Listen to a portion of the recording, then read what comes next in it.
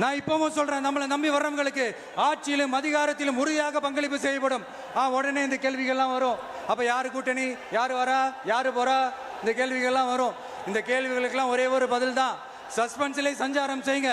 ஆனா ஒண்ணு, 2026 2 பேருக்கு நடுவுல தான் போட்டியே. ஒன்னு டிவிகே, இன்னொன்னு டிஎம்கே.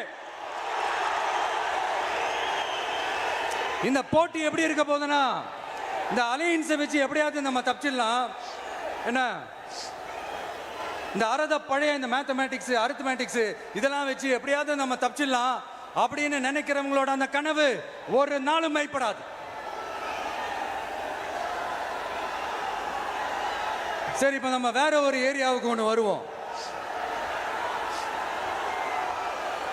எதிர்காலம் வரும், என் கடமை வரும், இந்த கூட்டத்தின் ஆட்டத்தை ஒழிப்பேன்.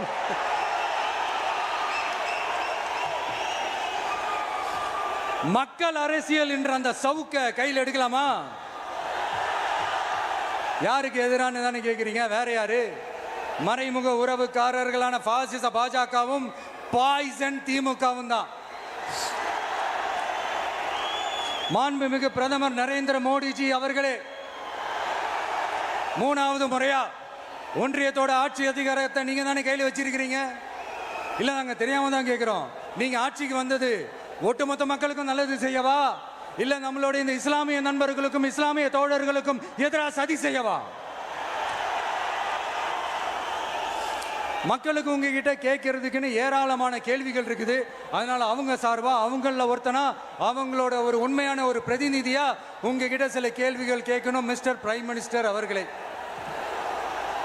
நம்ம தமிழ்நாட்டு மீனவர்கள் கிட்டத்தட்ட ஒரு 800 பேருக்கு மேல இலங்கை கடற்படையால தாக்கி அழிக்கப்பட்டிருக்கிறாங்க. அதை கண்டிக்கிறதுக்காக உங்களை பெருசா எதுவும் செய்ய சொல்லல, சின்னதா ஒண்ணே ஒண்ணு மட்டும் செஞ்சு கொடுங்க.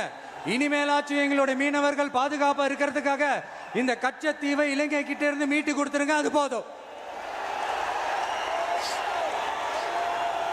உங்களுடைய இந்த முரட்டு பிடிவாதத்தால நீங்க நடத்துற இந்த நீட்டு தேர்வு, அதனால இங்க என்னென்ன நடக்குதுன்னு சொல்றதுக்கே மனசு வலிக்குது. அதனால அந்த நீட்டு தேர்வு தேவையில்லைன்னு அறிவிச்சிருங்க, அது போதும்.